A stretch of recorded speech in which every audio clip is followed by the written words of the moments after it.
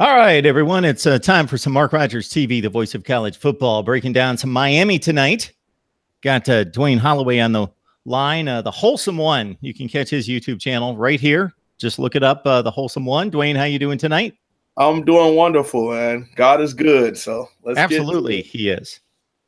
Would like everyone to know to like, comment, and subscribe. So I would recommend and encourage you to like it, even if you don't agree with us. If you think we're bringing forth quality college football discussion, debate, and analysis, then give us a like. And even if you disagree, that's where the comments come into play. And definitely, I love the discussion that you guys bring. We've got a number of people on the live chat already, and certainly we will have many more jumping on board here in the next few minutes. I hope these live streams work for everyone. And as I announced it yesterday, going forward, starting the week of July 15th, we will have a live stream at 4 o'clock Eastern on Sunday, 6 o'clock Eastern on Monday, Wednesday and Thursday night at 7 o'clock Eastern. And then I tend to pop up with some other live streams that are a bit impromptu throughout the week because I just can't help myself. All right, Dwayne, let's talk some Miami football. Cameron Davis out of Miami Carroll, a running back, a seventh-rated player at that position, according to 247 Sports. He's in the fold. He's all signed and delivered and ready to roll and on campus. Yes, he is. We're very excited. He was the last player in the recruiting class of 2018 to be able to make it in. And this is out of the last 4 years, one of the only times we were able to get everybody in by the beginning of Summer B session. So, Mark Rick is really cleaning up the academic side of things also, getting guys in. All right, we got the Wholesome One on to talk some Miami football on a Tuesday night live stream.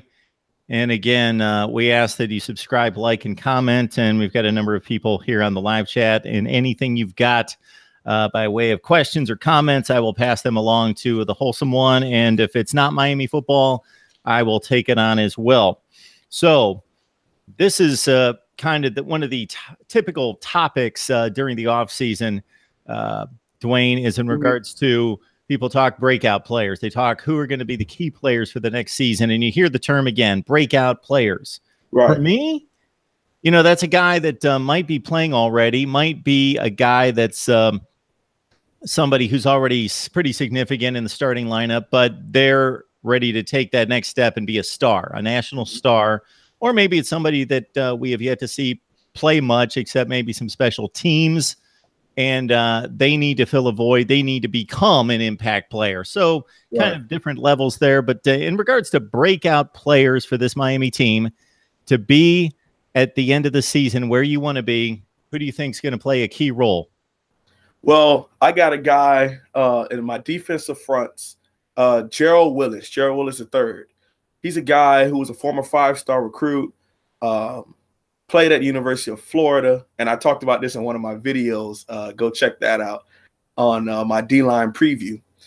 He at Florida, he had a lot of on and off the field issues. And Jameis Winston is actually running. They were playing Florida State, and Jameis Winston runs to the sideline. Mind you, Gerald Willis is on the sideline and just checks him right in the mouth. Now, me being an old school Canes fan, I kind of liked it, but it was stupid if you're a Gator fan. But bringing a guy with that mentality and that aggression to Miami is what we needed.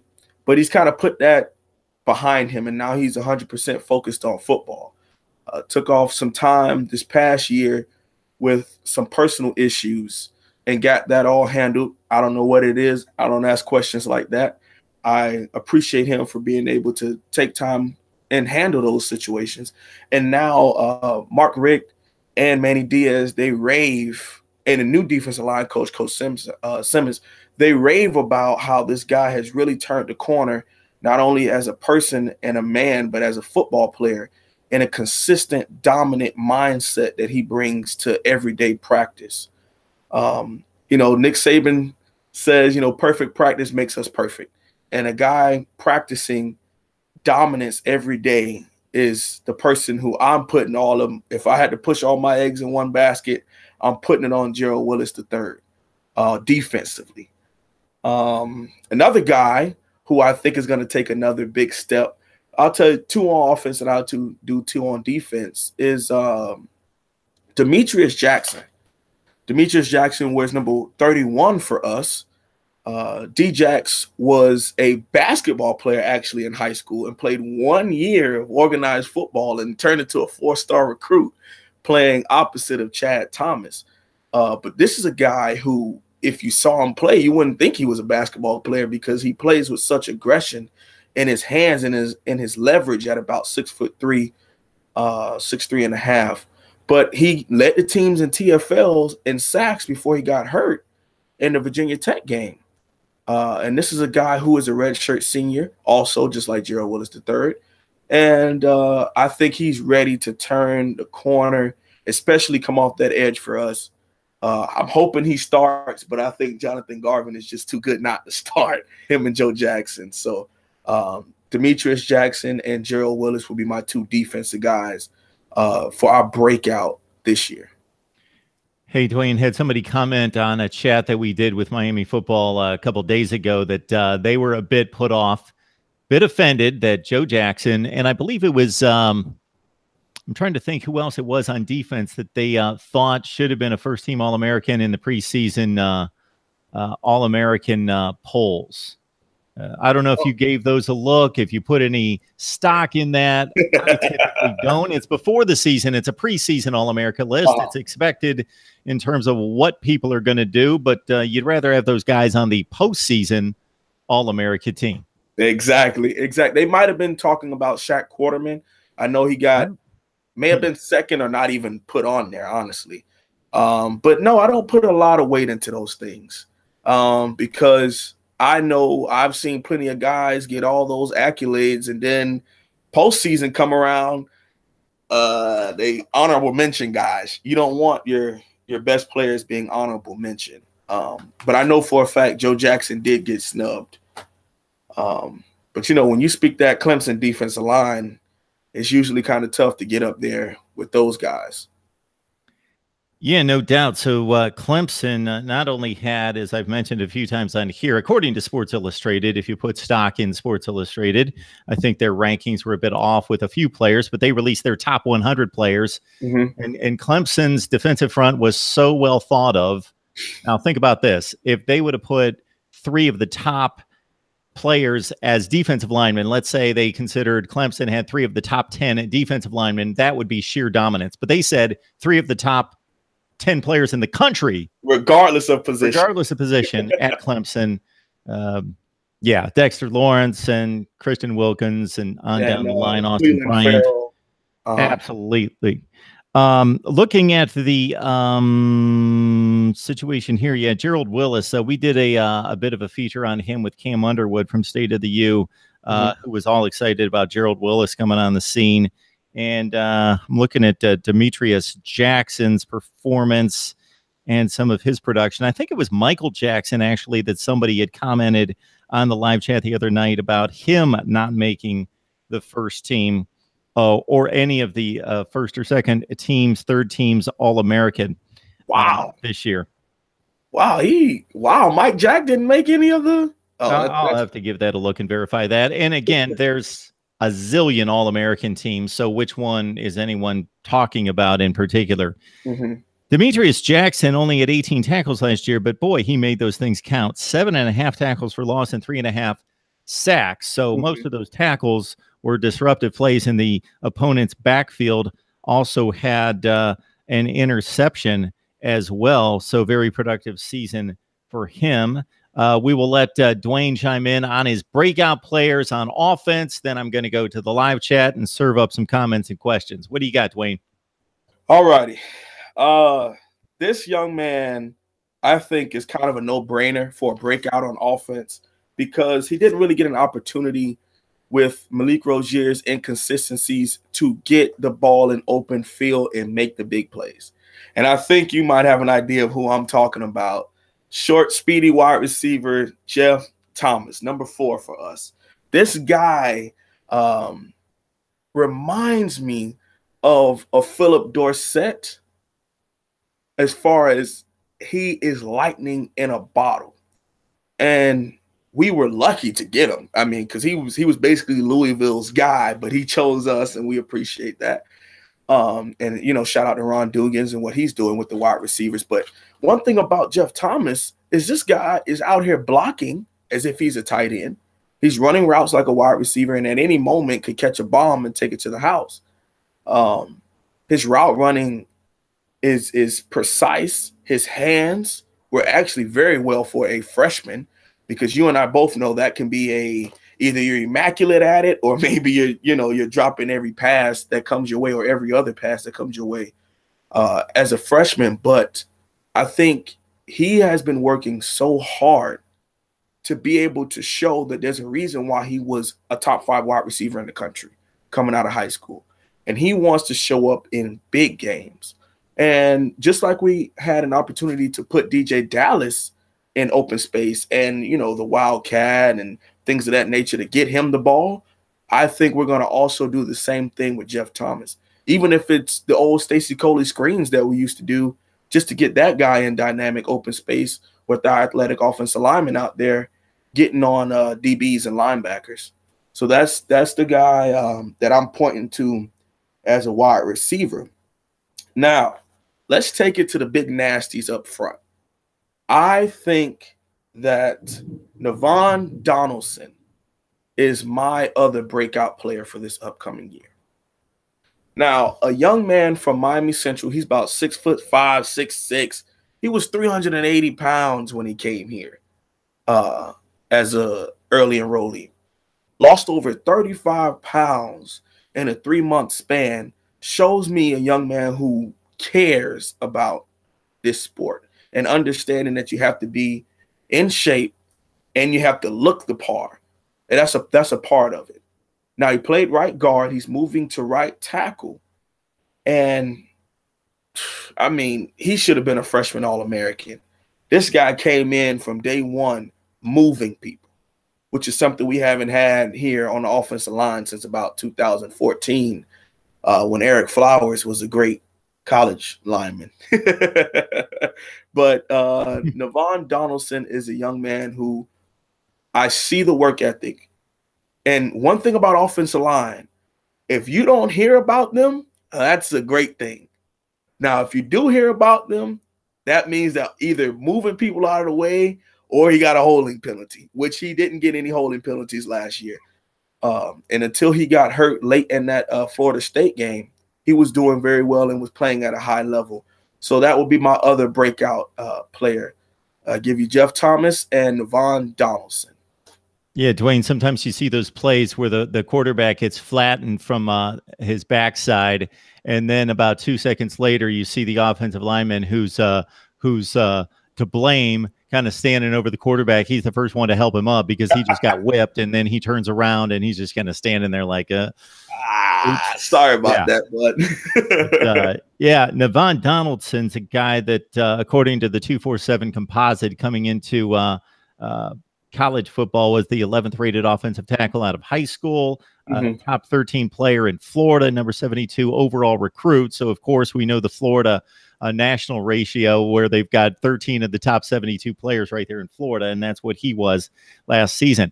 Jeff Thomas caught 17 for 374. So if we do the quick math, we know 17, 340, that's 20 yards a catch. So he's way over 20 yards per catch. And he had the 2 touchdowns, one in the Syracuse game, in which was a close game. The Cuse coming off that big win against Clemson, went down to Miami and gave you guys a fight, and that was a big touchdown in that game, in a 1-score game. And then right out of the gate, after a very sluggish first half offensively at Chapel Hill against North Carolina, Jeff Thomas just lost the entire defense and nobody could catch him. And that was a big bomb play to get you guys generated with some offense early in the second half. Well, I personally think he should have had, if not 3. There are 2 particular plays that I look back to against Notre Dame. I usually say Notre Dame, but I know where the other one's coming, but keep going. He had a nice, I want to say that was either a hitch or curl or comeback or something. And he catches it. He was out of bounds. I'm not going to say he wasn't out of bounds, but that was nice to see him the route running that I spoke about, the hands, and being in open field. Then also against Georgia Tech, this guy gets a bomb and he's jogging because he's so used to being faster than everyone else. He gets tackled at the 4-yard line. And I think we stall out and get a field goal as opposed to a touchdown because, we're not too good in that red zone, but we're working on it. Dwayne, I thought you were going to bring up the ACC championship game. Wasn't it Jeff Thomas that got behind the defense and Rozier missed him? We try not to bring up that game. Okay. All right. No, we could talk about it. Though games like that, especially in an ACC championship game, we're not going to get that call. I understand I personally thought it was PI, but we're not going to get that call. It's two top 10 teams. Let the kids play. Let them go at it. If Malik Rozier throws that on a seam or he throws it right, then that's a touchdown and maybe we're in the game. But in actuality, if we go player by player, just like you alluded to before the game, you said, well, if everything goes right, Miami could win, but Clemson was just a better team, better program at this time. So, that's kind of my thoughts on that one there. Talking Miami football with Dwayne Holloway. He is the Wholesome One. Catch his YouTube channel right here. And again, it's the Wholesome One Miami football analysis on a regular basis right there with Dwayne. I'm glad that we connected on here and I've had him on a few times to talk Canes. And we know that you guys can't get enough of Miami football. I am looking at the live chat. Unfortunately, about the first, I don't know how many, 50, 100 comments wiped out. So I've never seen it do this. I've scrolled to the top and all the comments that I was looking at before are gone. So it's starting about halfway through the chat. The first one I see here is from Ben Pratt, somebody that I've never seen comment here. So Ben, welcome to Mark Rogers TV, who has checked out your videos, Dwayne, and says, keep up the great work. So that's good to hear always. Eric Tuff's on the line as well. Country boy looking for all Canes. You got a few detractors out there, of course. Laurence Guider, I hope I pronounced that correctly, is for some reason enjoying the matchup that he saw in the Orange Bowl and would like to see that be a regular game. I don't necessarily know that Wisconsin and Miami are going to hook up for regular non-conference games.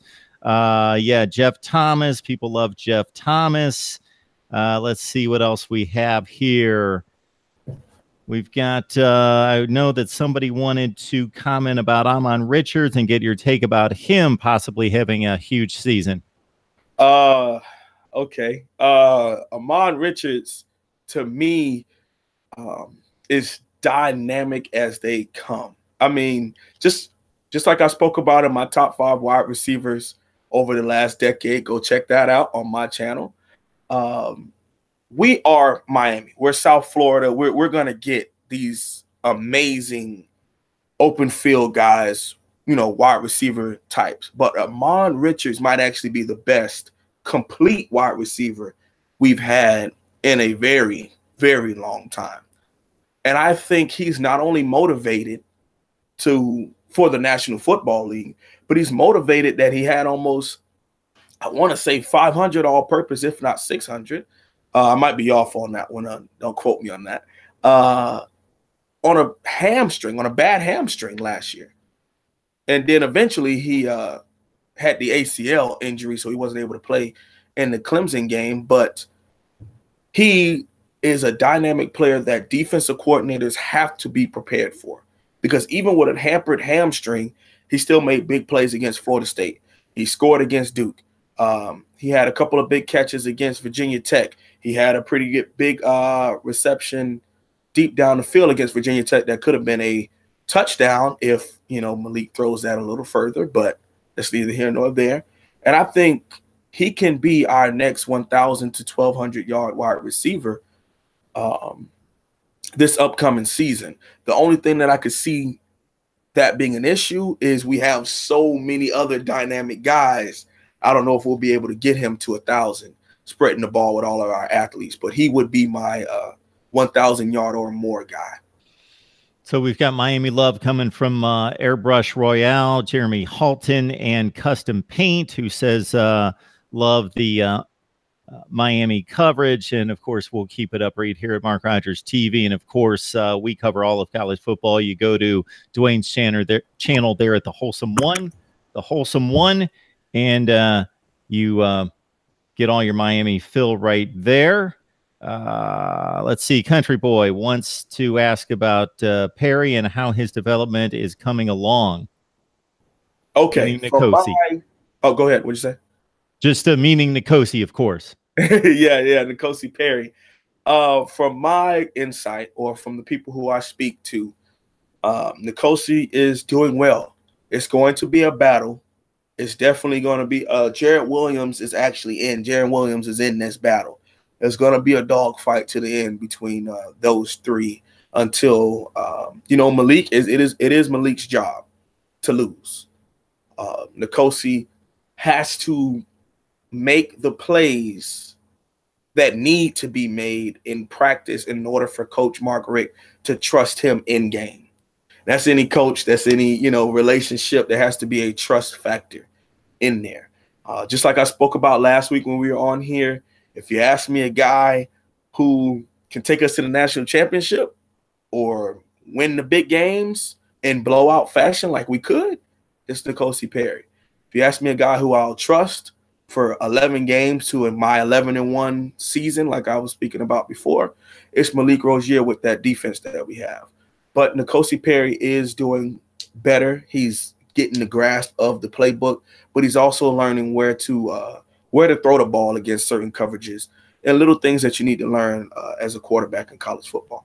We've got Seth Hankins on the line. Seth, good to see you right here. Want some Gators talk, and we will accommodate you, Seth. Don't worry about it. We'll get to it. Our guy, Brandon Cooper, who's been on the show from College Football Vids, he's got his thumbs up for the Wholesome One right here. Happy to see you on the show.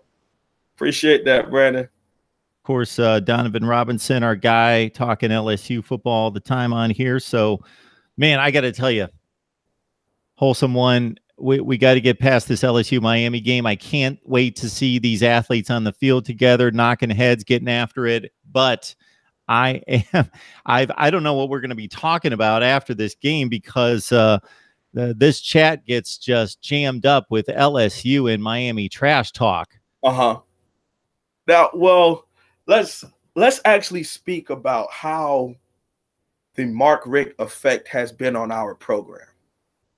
Do you think this would have been the way it was if LSU and Miami, which Al Golden declined originally, we were supposed to play them in 2015, I believe, when Wisconsin played in the Green Bay Packers. They played LSU. Wisconsin and LSU played each other in the Packers' home field. That was supposed to be Miami LSU, but Al Golden declined and said that our program wasn't to that level yet. So seeing a guy, Mark Richt, come in and be able to build us to we were always relevant, as Cam Underwood says, but a top 15 program now rises the stakes to where we can have these debates back and forth, and it actually means something to talk with LSU and be able to kind of be on the same level, if not above them right now. That I personally think our program is a little further ahead than they are. With my unbiased opinion. But I think it's going to be a great game. Some Kansas fans, they think we're going to blow them out. And some LSU people say, oh, well, they're the ACC, we're the SEC, and we're LSU. And Miami isn't Miami as they used to be. It was just what some of them say. But if you go player by player, position by position, and coaching has a big effect on these things, I believe it'll be somewhere in that 21-17, maybe 10-14 type games, to where it's a thriller. And, regardless of who wins, we'll be talking about that game for a couple of weeks, if not years after it, because of how much talent would have been on the field.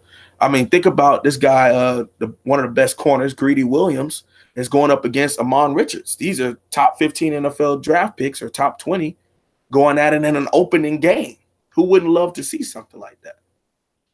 So, of course, another guy that made some huge plays for you last year in the passing game was Daryl Langham. Not a ton of plays, but he made two huge ones, obviously, against Florida State, and then the fourth down conversion against Georgia Tech with the game in the balance. And if he wouldn't have snagged off that juggling reception there along the right sideline, you would have dropped another game. Somebody commenting here on the chat that he needs more touches. He does need more touches. This is a guy, Legend Langham is what we call him in the Canes family. This guy, they usually put him in and out with 18, Lawrence Cager, as our big wide receiver. And we actually tried to get him to move to tight end. And he refused to move to tight end, and he actually has made some plays as a wide receiver. So we're not as mad about that as we used to be. But, I mean, this guy's like 6'5", 235, playing wide receiver. But he made some big plays, and I think he is a confidence player. Everyone's a confidence person, but he is a guy to where if he gets a couple of catches and he gets going, and if the ball is up, where the kids can't get to it, that's a Madden reference, throwing it up to a tall wide receiver, then he's one of the best wide receivers on our team.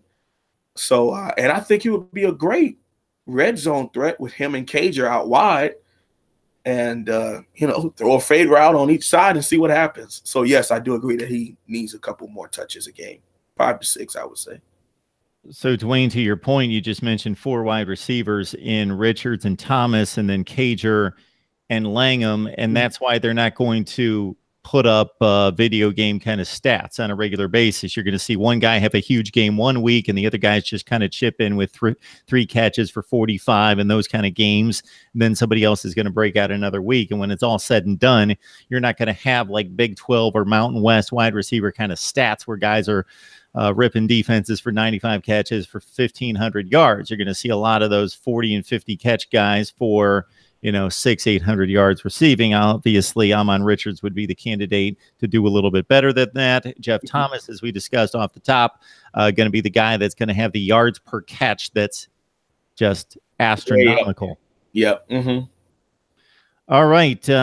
Also, Michael Irvin being talked about at tight end. Your thoughts about him coming in here? I want to give props to Dad Dude Smooch, talking Michael Irvin. All right, Michael Irvin the second. I was very, very critical of him on my channel, which I think as an athlete in the public eye, you're open to criticism. So are me and you with what we say and our takes. But there has to be something about this guy's job basically being taken away from him by 2 freshmen who are coming in, Brevin Jordan and Will Mallory coming in, and these guys are getting all the praise. If I were him, especially with the pedigree that he has, with his dad being a playmaker, this guy's mindset has to be, might be a killer mindset going into the camp, because he's the older guy. I believe he's a redshirt junior now. I believe that's where he is. If not, just a flat-out junior. And I think it's time for him to really show up and make some big plays. There will be opportunities. I know for a fact that Coach Mark Richt is going to give him an opportunity to show up. And it's Brevin Jordan's job to take, but yet and still it's Michael Irvin's job to lose. Michael Irvin II's job to lose. So that's a guy who I root for. I want to see him do good, but he may not be on that level of Brevin Jordan.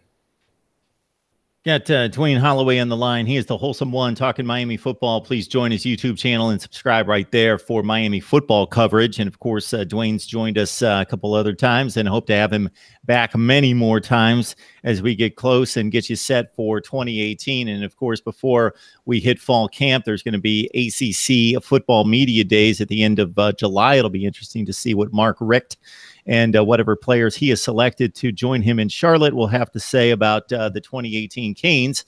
Also want to do a bit of a reset, because if you've joined me for the first time, or maybe come across a few of my videos here and there, but joining us for the first time on a live stream, this is Mark Rogers TV. We are the voice of college football. We bring you on a consistent basis, look through the videos, best bloggers, broadcasters, and writers in the industry across the board, all the conferences, all the Power 5, all the big programs.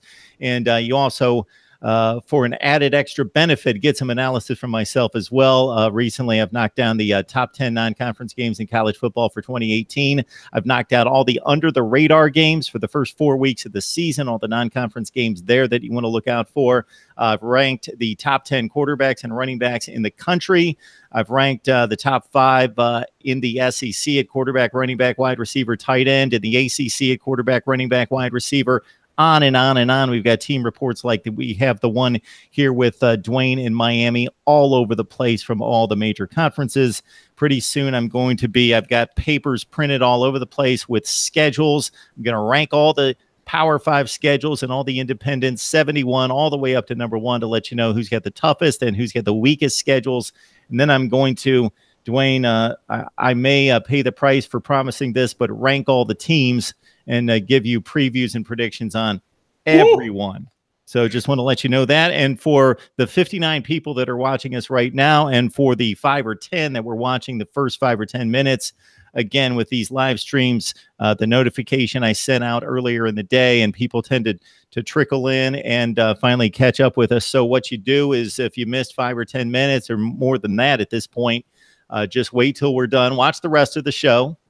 Wait till we're done, and within a couple minutes, it's going to process and post to YouTube, and then you can go back and watch the beginning and catch up with what you missed. If there are any really good comments or questions out there that I missed, what basically happens is every so often this chat will reset, and I won't be able to go all the way up to the top. And obviously, you guys are firing off all sorts of comments and questions.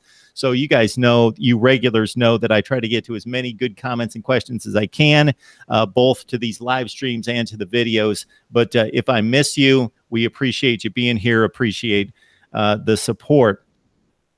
We've talked about this as well, Dwayne. What could possibly hold this football team back? Because when I look at the schedule, I see a more talented football team week to week, except for the LSU game and the Florida State game. And those are toss-ups from a roster standpoint. I think Miami's better than Florida State because they have more pieces in place that are known factors for me than Florida State. Still trying to decide a few issues here and there, and they've been pretty porous along the offensive front. So that's going to have to be proven to me that they're going to be able to hold off the likes of some of the teams in the ACC on the defensive front side of the ball that they've had some issues with. And LSU obviously has premier talent, but not quite to the level that they've been at for the last 10 years or so. They're a bit thin in terms of a depth chart, but the frontline talent is exceptional. But new running back, quarterback, wide receiver, number 1 guys at each position is going to be interesting to see if they're able to come out fully. So when I look at the schedule, it's a very winnable schedule. They are by far the favorite in the division. You know, what's going to hold this team back? What are you concerned about? Well, yeah, we alluded to this at the end of our last conversation last week. And the thing to me, the biggest thing to me holding this team back can be, because I don't think it will be, but it can be, theoretically speaking, is complacency. How do we as a program, how do we as a team handle being patted on the back and being ranked in the top 15 starting the season? Top 20, top 15 starting the season. How do we feel as though, you know, when you go to the ACC media days and people say, oh, well, you guys finally won the Coastal. You've been the favorite for God knows how long since we've been there. And we finally got over that hump. It's technically the second time, but it was the first appearance. So that's the only one we really talk about. And how are we going to handle it? I personally think that Shaq Quarterman and Travis Homer will be our 2 guys at ACC Media Days. A little friendly bet on that one there, Mark. But I think this team saw, because majority of the guys on offense and defense come back. Believe we lost less than 10 guys as a whole on both sides of the ball. Trent Harris and Chad Thomas, Anthony Moten, RJ McIntosh, Ken Norton, Braxton Berrios on offense, Casey McDermott, Trevor Darling on offensive line, Christopher Herndon at tight end, D. Delaney at corner. And I think that's it. 10 guys on top of me. If I missed anybody, please forgive me. but 10 guys off of a 22, 33-man roster guys who were in rotation over the last 2 years. So I think they saw how we played against Virginia Tech. They saw and played against Notre Dame. They saw what happened when we got big-headed and went to Pitt, which is, I think, just like I talked about last time, could be our trap game, Boston College, a very similar situation. You're going into where a team might have nothing to lose and they just would love to embarrass you on national TV. And I think that with them going through that and experiencing what it felt like to be undefeated and be defeated 0-3 going in, there's some things that Coach Mark Richt might not even have to say to these guys, or Manny Diaz might not even have to say, or the offensive coordinator or Coach Ron Dugans or anything, to motivate these guys, because they've seen and experienced what it's like to be up there. We were never, on top, never number one, but we were as high as number 2. So self-motivation is a key thing with this team, and it can go either way. If we lose or if there's an unfortunate loss to LSU, can we pull things together and finish the rest of the season out? Or if there's an unfortunate loss to Tallahassee, which will not happen, just want that out there. We're not losing to them. You don't want to get into that habit again. That went on for a while. Oh, my goodness. And then we'll have a next 3 or 4 game losing streak. We're not even going to talk about that. So just being able to keep our mindset at a championship level every day in practice and really showing up on game day, that's a big thing to me. I think there were way too many close games last year when on paper we were a lot better than those guys, and we did not show it. We won the games, majority of them, but a lot of them were just too close for our liking. So I'm trying to keep up with all this. Lance makes a good point. Just a correction here. The game at Hard Rock this year against FSU. Also, what's reflected here by Andres and a number of people about self-motivation. So you took it in a direction at first, Dwayne, in regards to this team being big-headed because of what they were able to do last year, accomplished quite a bit early in the season, got off to the big start. But I like where you brought it at the end. There shouldn't be an issue with motivation. Right. This team was humbled against a very marginal Pitt team that was like a top 60 or 70 team. Then in the ACC championship game, Clemson showed that there's still a large gap between the two teams. Now, again, I've said this before, and I completely will back this statement. It can't be proven, but obviously to an extent, it can be proven by looking at the results of the rest of the games between Clemson and Miami. If they play 10 times, Clemson's not going out there beating Miami last season 38-3 every time they played, or otherwise Clemson would be doing the same thing to Louisville and North Carolina State and all these other teams they played.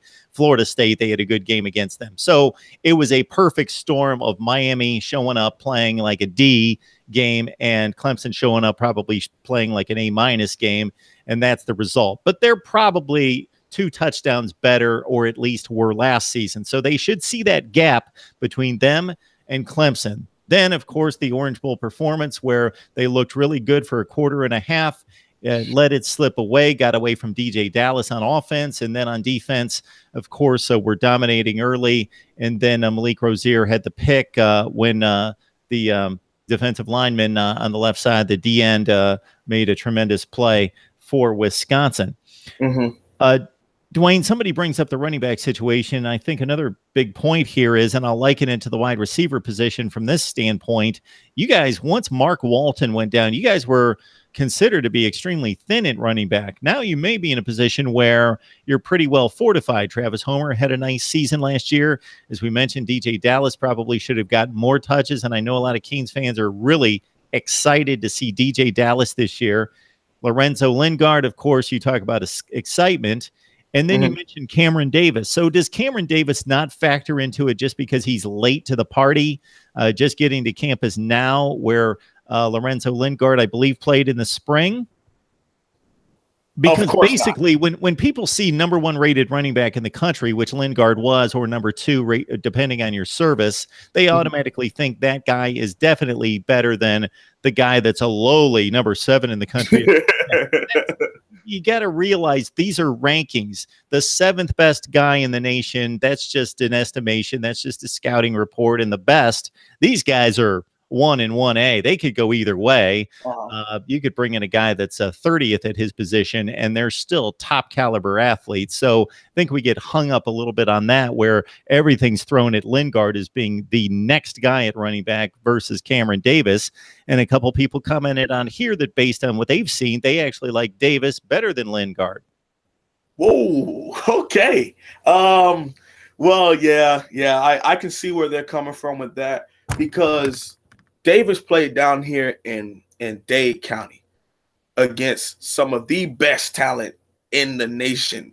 Not some of the best talent in the country, in the world. When it comes to football, Broward County, Dade and Broward County, South Florida, that little section right there is the best. It's the most plentiful athletes.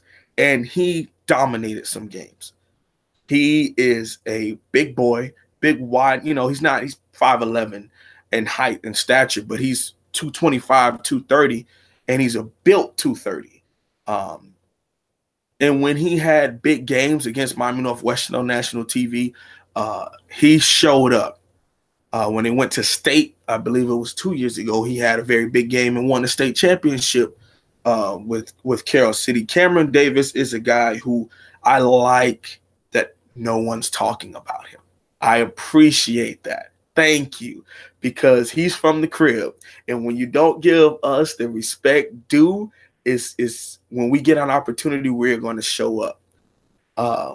He might be a secret weapon that we, kind of keeping on the hush as a guy who they don't really know what to expect when he gets the ball, because Lingard has been getting, a couple of carries, and Travis Homer's getting a couple carries, and DJ Dallas is getting a couple carries. Then this guy comes in, who's this guy, Cam Davis, and boom, he runs you over. He is our balanced guy. He's fast, he's thick, he's strong, just like Lingard. Might be a little faster than Lorenzo Lingard. If that might be surprising to some.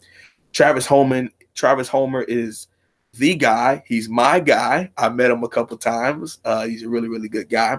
And DJ Dallas is just a jack of all trades. So to answer your question, I think Cam Davis will be that underrated. He might get a couple, maybe 200-300 yards, if that. He might have a couple of touchdowns here and there. But I think he'll be a secret weapon. Might even be a special teams ace for us in a pinch or two. So, of course, we're on the line with Dwayne Holloway. He's the Wholesome One. Please join his YouTube channel for Miami football coverage. And either Alonzo1219 is still on the chat, or maybe he's left us, but just want to give props to him as well. Of course, one of the very best at breaking down Miami football and keeping it real here on YouTube. And please follow both of them on Twitter as well. I'm Mark Rogers, MarkRogersTV. We are the voice of college football, trying to bring everyone together to break down the game we love. And I want to let you know, since we do have Zoe on the line, it reminds me we've got a contest going, courtesy of Alonzo1219. So please subscribe to his YouTube channel. If you're on here listening to Miami Football Talk, you've got to go and check out Alonzo1219, as well as the Wholesome One as well. But the contest is you bring the most subscribers to Mark Rogers TV before July 15th. And the contest started June 15th, and we don't have anyone breaking out with a huge lead. So you're still in the running. Mm-hmm. Bring the most subs to Mark Rogers TV before July 15th, and you get some serious good-looking swag from Alonzo1219, which could be a shirt, a hat, or you got to check out his videos where he's wearing the chains, and it looks really good. And one of those are up to be given away. So we appreciate Zoe for helping us out there. Dwayne, I don't know what else is on your mind concerning this football team. So we're looking at, wow, this is the second day of July. We are less than a month away from actual football, battle for positions, getting reports out of training camp, trying to determine who's winning those positional battles. Are there any positions that you find to be up for grabs right now that you're not real sure who could win, or is it pretty well locked down on both sides of the ball? Well, I believe and any position is definitely up for grabs. That's what makes greatness, if you have some competition out there. Just like I spoke about earlier with Demetrius Jackson, allegedly fighting behind both Joe Jackson and Jonathan Garvin, who are two monsters of men.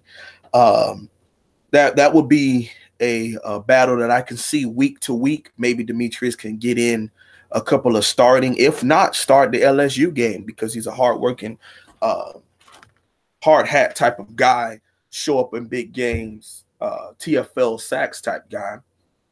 And another guy who I want to talk about fighting for an opportunity is Scott Patchett, man. Scott is a guy from IMG Academy, pure pass rusher. I mean, he can get after the run also. But this guy just hasn't been able to get his opportunity out there. And I can't wait for him to get the opportunity, because I know for a fact you cannot say a guy isn't worth something if you don't put him out there and see what he can do, especially, on our pass rush downs, our NASCAR packages, and maybe even against the Savannah States and the FIUs. Get out there and show us what you got, Scott, man. I'm rooting for you. Defensive tackle. Let's talk defensive tackle, because I think a lot of people, with the departure of 7 and 80, which is Kendrick Norton and RJ McIntosh, they think we don't have interior guys that can play. But Pat Bethel had 2.5 sacks and a strip sack against Duke last year. Jonathan Ford is a big 6'6", 285-pound guy who can play the 1 and the 3 technique that I alluded to with Alonzo 1219 on his channel. Could be a clone of RJ McIntosh. And then you can't forget the guy who's wearing the stick. I haven't seen a defensive tackle wear number 1 in a long time. Nesta Silvera, the guy, the founder of hashtag Make the Crib Great. He is a dog, a monster that plays with amazing leverage, aggressive hands, and he has that Warren Sapp mindset, man, to where it's like, although I'm 6'1.5", 6'2", I'm blowing you up and embarrassing you in front of your mama. I like that. I love that mindset. A couple of guys who I think are fighting for opportunities. Mike Smith, redshirt senior, got in. He's the backup behind Shaq Quarterman as our inside linebacker. He got in and made some plays for us last year. Was a dynamic pass rusher in high school. Wish they would have left him there, but that's neither here nor there. Bradley Jennings, a rising sophomore, hard-hitting guy, wears 44 for us. Keep an eye out for him. And DeAndre Wilder, number 11, also from Carroll City, was on that state championship team with Cam Davis as a weak side linebacker, our cover guy, good open field tackler, and a very good cover guy. The secondary, Mark, the secondary. Oh, with stars everywhere. You're feeling good about that. Oh, man, we might be in that conversation for DBU again. I still get between you all at Ohio State and LSU. No, LSU's dropping back. At least right now. Right now. They're still really good, but they're a bit thin in the secondary. It's kind of interesting. That's a good thing for us coming up this year. Yeah. And, our starters, Jaquan Johnson, who is a top 5 according to top 5, top 10, according to the top 100 that we spoke about from Sports Illustrated. Players in the country, one of the best safety, especially last year when he got snubbed for that guy, Derwin James. Oh, my God. But Jaquan Johnson made more plays than Derwin James. But, guess because you're 5'11", you don't get the same love as a 6'2.5" Sean Taylor wannabe. Shedrick Wedwine is our other safety. We can rock and roll those guys. But a couple of names to keep an ear out for. Yep. Derek Smith, number 25, got in a couple times last year against Virginia Tech, Wisconsin. He's our nickel. He's a bigger DB, so he can play our nickel. He can play our weak side linebacker, our new Viper position in our 4-2-5, and he can play the strong safety. And Gervin Hall will be wearing 26 here, and they have been raving. He got hurt in the spring, so his very first practice, Mark Richt said, I haven't seen a guy go from the near side hash mark to the far side hash mark and make a play here in a very long time. And Gervin Hall is a speedster, and he's a ball hawker also. And the hard hitter, Amari Carter, I think you might remember that one against Bethune-Cookman. Beautiful, able to turn his head and put the shoulder in. It was even though it was Bethune-Cookman, but it was a beautiful sight to see the Canes doing that again. In the battle between Mike Jackson and Trajan Bandy, whether we're going to trust Bandy on that island or in the nickel, that's up to Manny Diaz, see what he does with that. DJ Ivy, 4-star freshman. This guy is an Artie Burns clone. Remember I said that. Artie Burns clone. Who's with the Steelers right now. Yes. Who had a kind of a tough first 6 weeks in the NFL, but over the last year and a half has really turned the corner. A lot of rookie defensive backs got baptized in the NFL when they first showed up because they realized that everybody that they face every week can throw a ball in a window. Even what we think are bad quarterbacks in the NFL can throw it in a window. That's just remarkable. Yeah, and it's timely too. You could be just coming out of your break, and you don't even notice. The ball has already been thrown. Now you have to adjust to tackling the guy. Des Bryant kind of did him in, but ever since then he's gotten much better. And much respect to Artie Burns. He also made the number 2 corner on my top 5 at every position over the last 10 years on my series on my channel. Check it out to see who got number 1. I love those kind of series. Anytime anybody delves into the history and they start doing rankings, I'm a sucker for rankings and ratings and lists, and I'm a sucker for the history of college football. I could probably set up a YouTube channel just on the history of college football and just talk about old games and players and that sort of thing. I love it. Going to do a quick reset here just to let everyone know. Mark Rogers TV, the voice of college football. If you're stumbling across us for the first time, or maybe you've seen a few videos, but you have yet to subscribe, you want to get set for the 2018 season, all college football, all right here with guys like the Wholesome One right here. Best bloggers, broadcasters, and writers in the industry. I don't know why you wouldn't subscribe. Do it right here. Go to the Wholesome One's channel as well. There it is. He's flashing the U, giving it to you. You got to bring it that way to the Wholesome One and subscribe to his YouTube channel. And anytime I bring up Miami football, I got to go to Zoe's channel as well, Alonzo1219.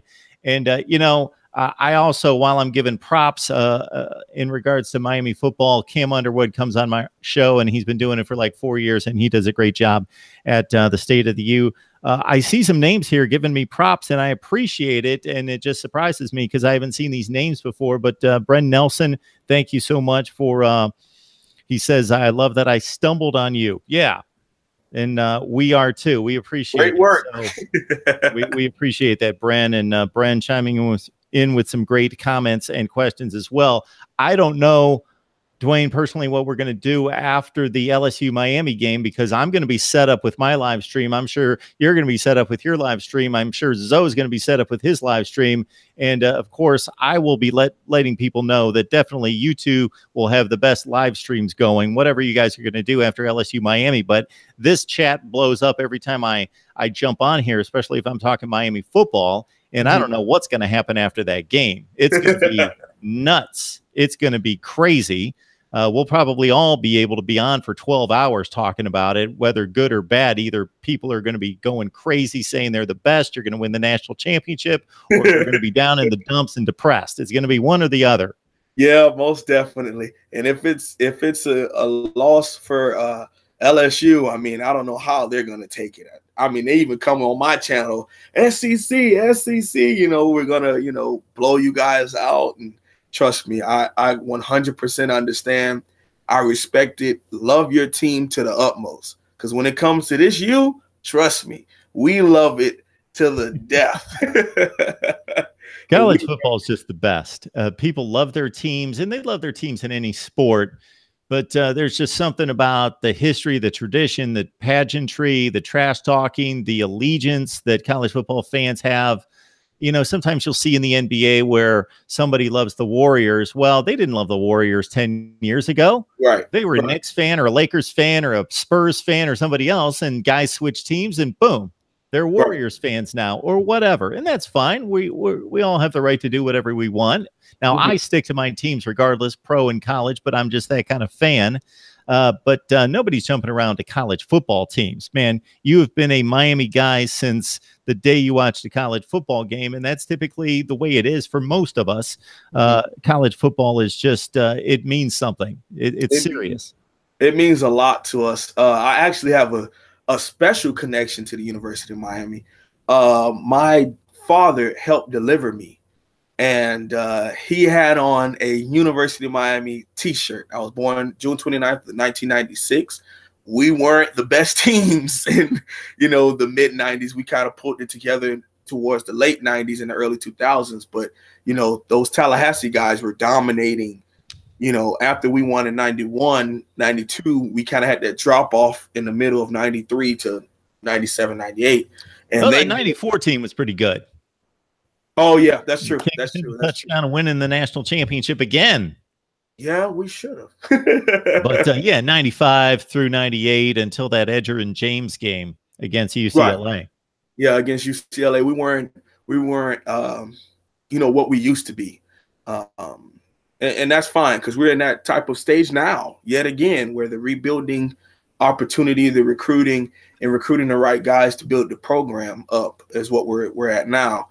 But, back to the story. So it was videoed. So then when I saw it in high school, because my dad is always like, man, you wear these Miami wristbands every day or, something Miami. I said, Dad, it's and I graduated in 2014. We hadn't won 10 games since 2004. So I was repping them and going back and forth with the Florida fans because Tebow and Winky, what was the quarterback before Tebow?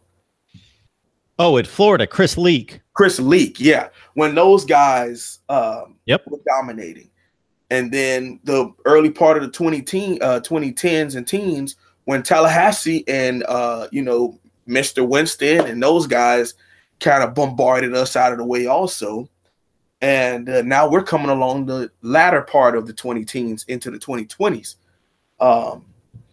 And, he said, man, why you love the Canes so much? I said, Dad, what do you mean? He's a Hurricane fan, but I am a fanatic to the, I could sit here and look up stats and watch film all day long. And it means nothing to me, especially during the summertime before I go back to North Dakota State and I got to start doing work again. But I got a chance to come across that video and saw, like, wow, the very first thing I see is my dad in this, ibis is a big ibis because in the 90s they wore the ibis on the shirts. This big ibis in the middle of his shirt, and it was a 91 national championship shirt in the back. And that was the very first thing I saw. I'm also my cousin is Santana Moss, and Sonoris Moss. So we are diehard Canes fans. Here in the Holloway Moss family. So, yeah, we share the same grandmother. So that's our connection there. That's very cool. Yeah. So we mentioned a slide from 95 to 98. Our guy Lance mentioned that he thought the 95 team was really good. And anytime anybody mentions something in college football history, I typically can remember all the teams, and off the top of my head, 95 wasn't really ringing a bell. For Miami, I don't know what Lance is referring to here. Yeah, the team was decent. It was good. Finished 20th in the country, 8-3.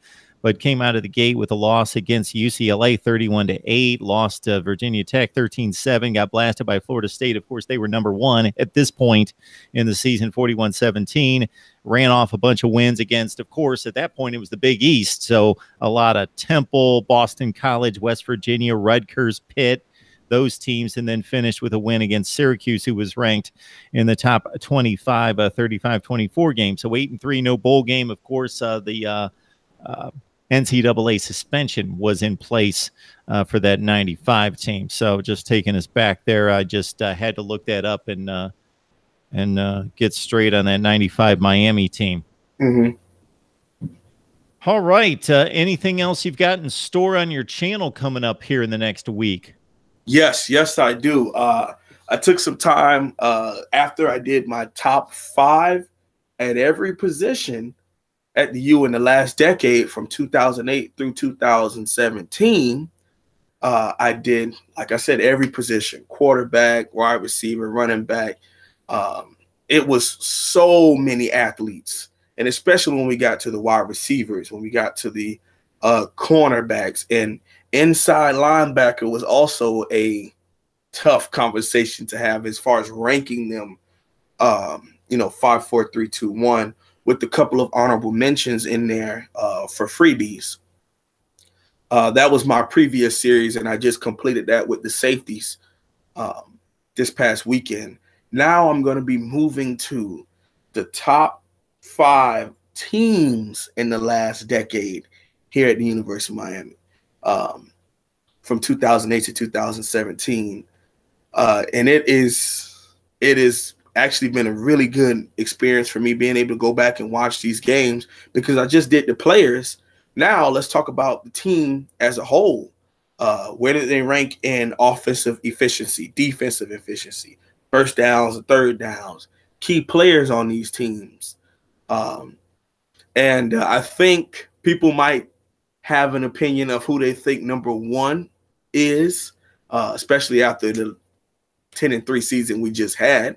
But another thing I'm going to weigh in there is who were on these teams.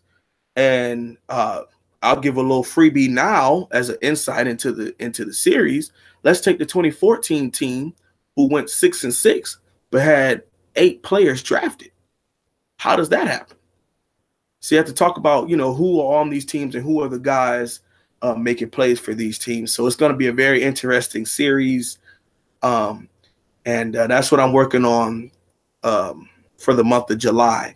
When we get into late July, early August, I'm going to be doing breakdown position by position and go in depth about every player on this roster.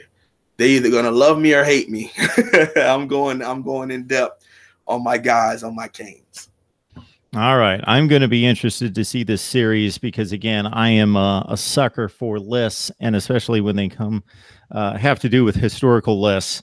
So in 2008, 7-6, 09, 9-4, a team that finished number 19 in the country under Randy Shannon. 2010, 7-6. 2011, 6-6. 2012, 7-5. 2013, 9-4. 14 team went 6-7. If I remember, they played South Carolina in a bowl game.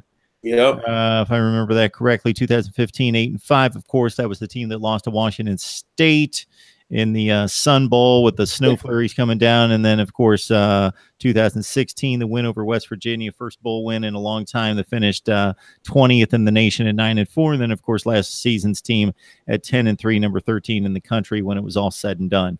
Right. All right. Huh. You can see there's a couple of 9-4 and 1 10-3. And record plays a huge part into the series, but sure, there's also, who was the offensive coordinator? What were some of the key games that they may have won or lost that could have turned the season? I'm going to give every one of them top 5 their own video. So, number 5 will have their own 15-minute video. Number 4 have their own. That way I can properly give the depth and respect to those guys on the team that's necessary. All right, the wholesome one joining us to talk Miami football. Please join him at his YouTube channel for Miami Football Talk. And another shout out to Alonzo1219. You got to subscribe to him as well.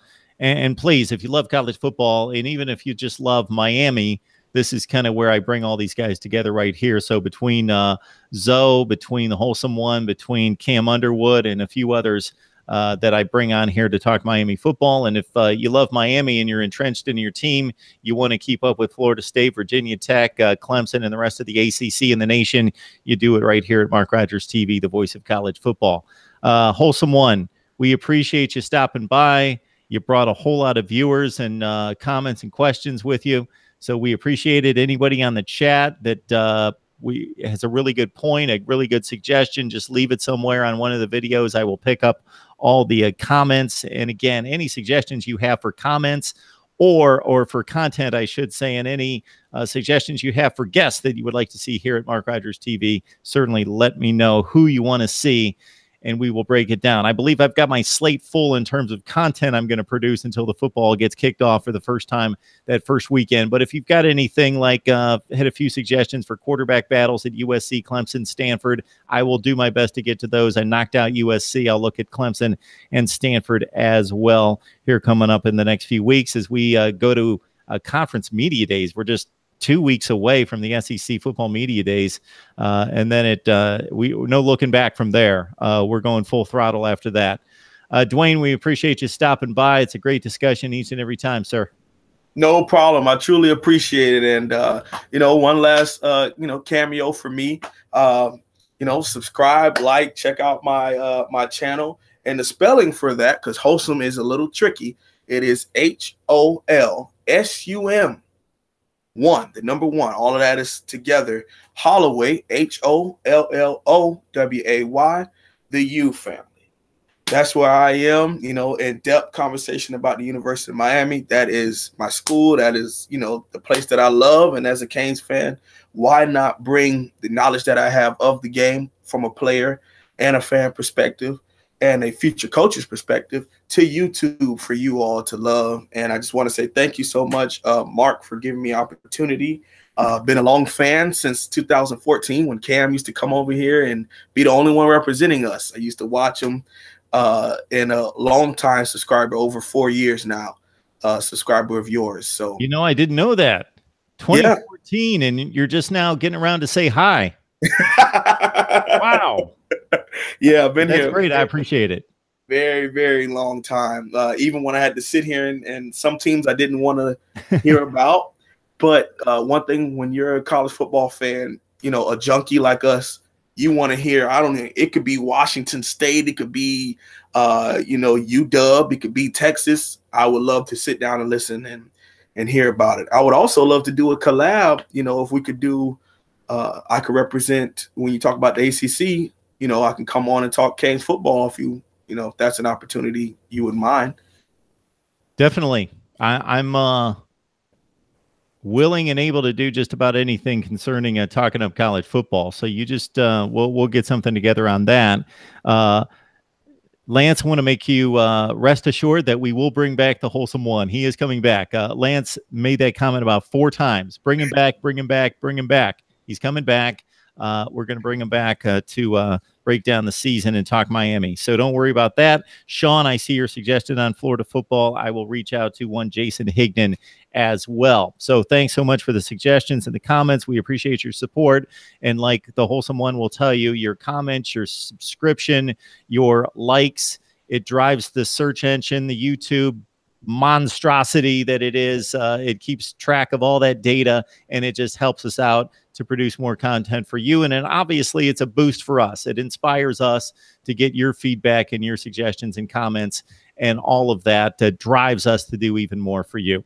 So we appreciate it. Dwayne, you have a great night, and we will see you soon. No problem. Go Canes, baby.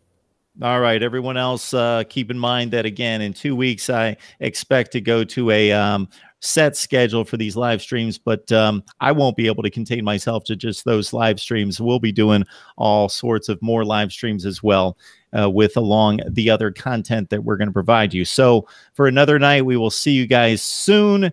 Enjoy the July 4th holiday, and we'll see you back right here at Mark Rogers TV.